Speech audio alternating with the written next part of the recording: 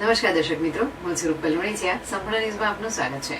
બનાસકાંઠામાં વહેલી સવારથી જ મુશળધાર વરસાદ ખાબકતા ઠેર ઠેર નીચાણવાળા વિસ્તારોમાં પાણી ભરાઈ ગયા હતા. તેમજ પાલનપુરનું ગોબરી તળાવ પણ ઓવરફ્લો થતા વહીવટીતંત્ર દોડતું થયું હતું અને સ્થળ વિઝિટ કરી જરૂરી કામગીરી હાથ ધરવામાં આવી હતી.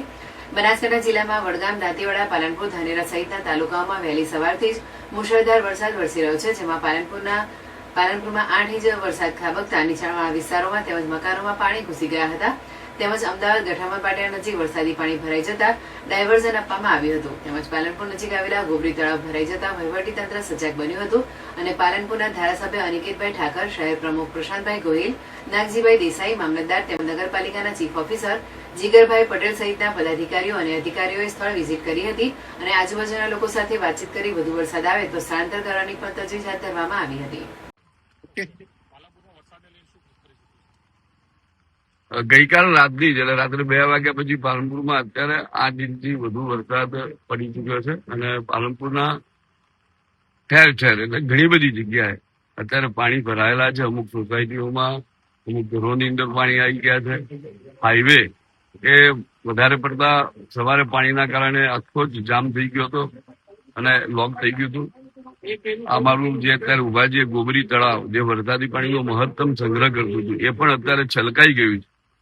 હવે વધુ વરસાદની સંભાવનાઓની અંદર શું કરી શકાય એની પર અત્યારે વહીવટી તંત્રને સાથે રાખી અને કઈ જગ્યાએ શિફ્ટિંગ, કોને શિફ્ટિંગ કરાવવા, કઈ જગ્યાએ પાણીનો માર્ગ કરવો, એની અત્યારે ચર્ચા વિચારણા ચાલી રહી છે. પાલનપુરમાં અતિશય ધોધમાર વરસાદના કારણે નીચાણવાળા વિસ્તારોમાં પાણી ભરાઈ ગયા છે, જેથી કરીને તંત્રને જાગવાની બહુ જરૂર છે અને જે ગોબરીમાં પાણી જે ભરાય છે એ તંત્રએ નોંધ લઈ અને એક ગટર લાઈન મોટી યોજના કરી ઉમરદસ્યુમાં સીધું આપી દે તો કાયમ માટે પાલનપુરનો સમસ્યા દૂર થાય એવી છે.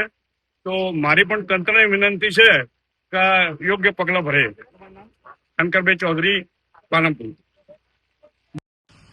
તો આજે સવારે લગભગ રાત્રે 3 વાગ્યાથી વરસાદ જે શરૂ થયેલો પાલનપુર નગરપાલિકા વિસ્તારમાં, તેમાં વિવિધ જગ્યાએ પાણીઓ ભરાયેલા છે કે નહીં તેની ચકાસણી કરવા માટે નગરપાલિકાની ટીમ સાથે વિવિધ જગ્યાએ ચકાસણી કરેલી છે અને જ્યાં જ્યાં ફરિયાદ મળેલી ત્યાં નિકાલ કરવા માટે જેસીબી તથા માણસો મોકલી અને નિકાલ કરવાની કાર્યવાહી હાથ ધરવામાં આવેલી છે.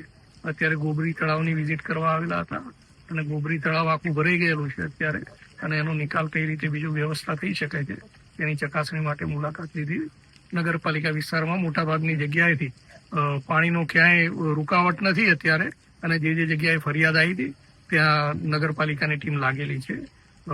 કોઈને નગરજનોને કોઈ પણ જાતની તકલીફ ના પડે તે સુનિશ્ચિત કરવા માટે નગરપાલિકા અત્યારે તૈયાર છે.